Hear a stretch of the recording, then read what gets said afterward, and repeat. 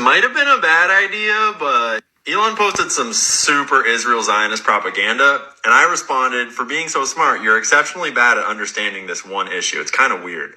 And I got a lot of likes on that post, and he responded, like, what am I missing?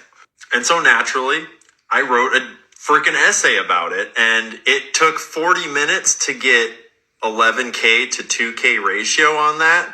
So here's some of my concerns. And right at the start, let's just be clear. I'm not saying that all Jews are in on some Jewish evil conspiracy to run the world, okay? That would be a straw man argument, and that's not what I'm claiming. We're talking about Israel here. And these are just some of the most obvious ones. First off, that AIPAC has purchased the seats of like 90% of our Congress, give or take.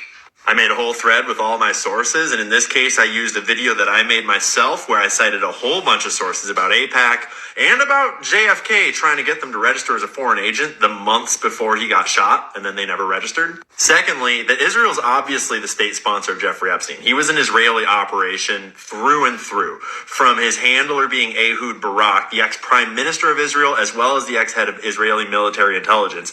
His funding was from Les Wexner, one of the world's richest Zionist philanthropists. And he was accused openly by ex-Mossad assets of being Mossad. And that's not to mention his connection to Robert Maxwell, one of the most infamous Mossad spies ever. In that case, I used another one of my videos where I cited a whole bunch of evidence, and I'm just using them because they're fun ways to consume a lot of primary sources and evidence very quickly. But in most of these cases, I've made tons of different videos, and there's tons of evidence out there about all these claims. These are not complex claims. I mean, in this case, the most obvious and direct source is just To Read One Nation Under Blackmail by Whitney Webb. I'm on my third read-through right now.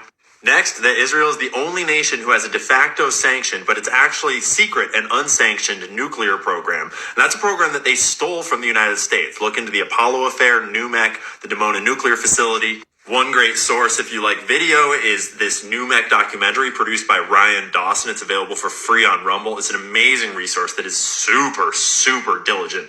Tons of primary sources in here. Shout out to Ryan Dawson. And then that Jews, Muslims, and Christians lived side by side in peace in Palestine before the Rothschilds purchased the country from Great Britain during World War I. See the Balfour Declaration. Literally begins with the words, "Dear Lord Rothschild."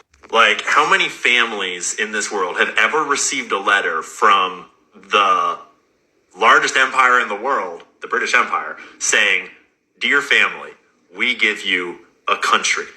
When you dig into what they did to get this country, it's not great. And then when you learn about the history of the founding of Israel and the paramilitary groups that fought to found Israel, Lehi, Irgun, and Haganah, look them up. Lehi and Irgun were declared terrorist organizations by Israel themselves after they were founded.